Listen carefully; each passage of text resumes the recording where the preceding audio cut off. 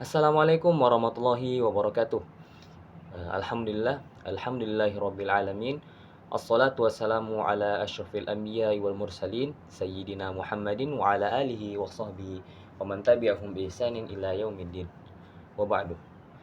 Pada kesempatan kali ini izinkan saya sedikit menjelaskan tentang siapa saja sih orang-orang yang berhak menerima zakat itu berdasarkan dari ayat dari Al-Qur'an.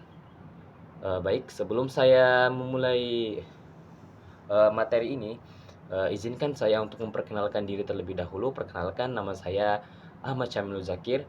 Saya adalah salah satu mahasiswa dari jurusan Manajemen Bisnis Syariah angkatan ke-23, yang mana ini adalah salah satu tugas dari dosen saya, tugas UAS dari mata kuliah Ayat dan Hadis Ekonomi.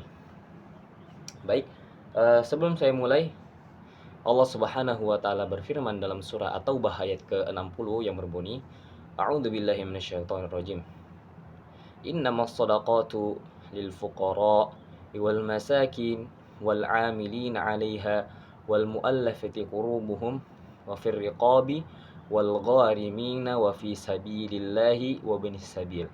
Fariidatan minallah wallahu alimun hakim. Shadaqallahul adzim. Jadi dalam ayat ini Allah Subhanahu wa taala menjelaskan bahwasanya ada 8 golongan yang berhak menerima zakat itu. Akan tetapi di ayat ini disebutkan dengan atau dimulai dengan kata innamas shadaqatu. Mengapa disebutkan dengan sedekah? Menurut para ulama bahwasanya sedekah di sini adalah merupakan sedekah wajib. Yang mana jika kita ingin mengkaji lagi, sedekah wajib itu adalah zakat itu sendiri, yang mana kita semua sebagai umat Islam ketika kita telah mencapai syarat-syarat yang ditentukan oleh agama Islam untuk membayar zakat, maka itu adalah merupakan kewajiban bagi para umat muslim yang telah mampu dan memenuhi syarat-syarat yang telah ditentukan oleh agama Islam itu sendiri. Jadi yang pertama, golongan-golongan yang menerima zakat itu ialah innamas shadaqatu lil fuqara. Yang pertama adalah orang-orang fakir. Menurut Imam Syafi'i, orang-orang fakir di sini ialah orang-orang yang tidak memiliki atau tidak dapat memenuhi kebutuhan sehari-harinya, akan tetapi ia tidak meminta-minta. Ini menurut Imam Asy-Syafi'i. Kategori fakir di sini ialah seperti itu. Kemudian yang kedua ialah al-masakin, yaitu orang-orang miskin. Yaitu orang-orang miskin menurut pandangan Imam Syafi'i juga bahwasanya orang-orang miskin adalah orang-orang yang tidak memenuhi kebutuhan penghidupannya sehari-hari, akan tetapi ia meminta-minta dengan merendahkan hakikat atau derajat dirinya. Inilah yang membedakan antara orang fakir dan orang miskin menurut perspektif dari Imam Asy-Syafi'i, bahwasanya yang membedakan antara fakir dan miskin adalah kegiatan atau sebuah aktivitas meminta-minta yang dapat menurunkan harga diri mereka. Berbeda halnya dengan Imam Abu Hanifah yang berpendapat bahwasanya orang fakir adalah orang yang dimaksud oleh Imam Asy-Syafi'i sebagai orang miskin. Orang miskin adalah orang fakir yang dimaksud oleh Imam Asy-Syafi'i. Itu adalah sedikit perbedaan pendapat mengenai fakir dan miskin. Innamas shadaqatu lil fuqara'i wal masakini wal 'amilina 'alaiha. Yang ketiga adalah orang yang berhak menerima zakat adalah amil-amil zakat, yaitu orang-orang yang bertugas atau memiliki kewajiban untuk mengumpulkan zakat-zakat para kaum muslimin. Hal ini sudah terjadi sejak zaman Rasulullah SAW, yang mana para sahabat itu, beberapa sahabat ditunjuk untuk mengatur zakat atau mengelola dari penerimaan zakat pada kaum muslimin, dan juga mereka diberikan beberapa bagian dari zakat tersebut. Wal mu'allafati qulubuhum. Kelompok yang keempat adalah para mu'allaf yang masih dibujuk hatinya. Hal ini memberikan dampak yang baik terhadap agama Islam itu sendiri, bahwasanya para mu'alaf yang baru saja masuk Islam itu perlu dibujuk hatinya. Jadi ketika mereka masuk Islam, mereka mendapatkan harta berupa dari zakat yang diberikan oleh kaum muslimin, maka hal ini dapat menggerakkan hati mereka, meluluhkan hati mereka bahwasanya mereka diberi perhatian oleh agama yang mereka baru masuk itu, yaitu agama Islam.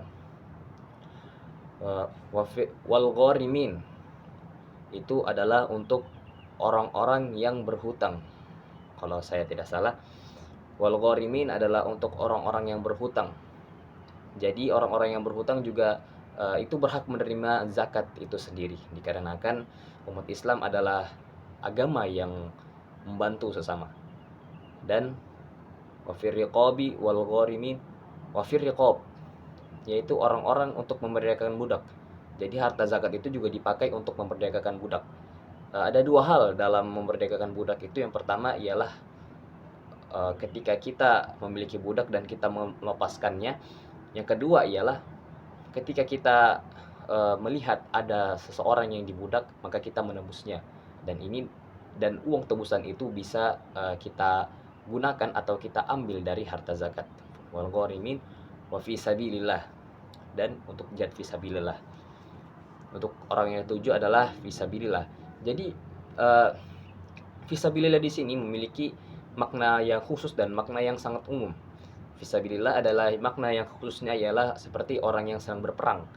Fisabilillah orang yang berjuang. Jadi harta zakat ini digunakan untuk membeli peralatan perang atau makanan dan lain-lainnya.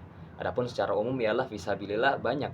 Salah satu di antara hal yang disebutkan yang dapat menjadi kategori fisabilillah ialah ketika seorang itu menuntut ilmu.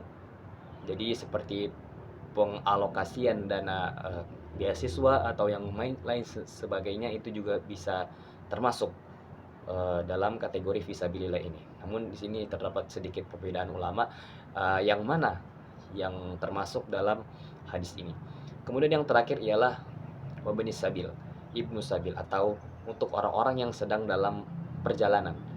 Jadi ketika seorang muslim itu melakukan perjalanan, meski baik itu perjalanannya dalam niatan yang baik ataupun niatan yang buruk, ia tetap berhak untuk mendapatkan zakat agar perjalanannya dan juga dengan zakat yang diberikan, maka itu dapat kembali menjadikan sebuah peringatan kepada orang yang sedang melakukan perjalanan agar senantiasa selamat dan tidak melakukan hal-hal yang hal-hal yang berbahaya yang dapat merugikan orang lain. Baik, mungkin itu saja, sekian 8 golongan yang mustahik atau orang-orang yang berhak untuk menerima zakat. Saya ringkas lagi. Yang pertama ialah untuk orang-orang fakir, yang kedua adalah untuk orang-orang miskin, ketiga adalah untuk amil zakat, yang keempat adalah untuk mu'allaf, yang kelima ialah untuk memerdekakan budak, yang keenam adalah untuk orang yang berhutang, yang ketujuh untuk fisabilillah atau orang-orang yang sedang berada di dalam jalan Allah, dan yang kedelapan adalah untuk orang-orang yang sedang dalam perjalanan. Mungkin sekian sedikit pembahasan dari saya. Ketika ada salah kata ataupun ucapan yang saya lakukan itu adalah murni dari diri saya pribadi, dan jikalau ada benarnya itu datangnya dari Allah Subhanahu wa taala. Baik, syukran ala husni ihtimamikum. Wassalamualaikum warahmatullahi wabarakatuh.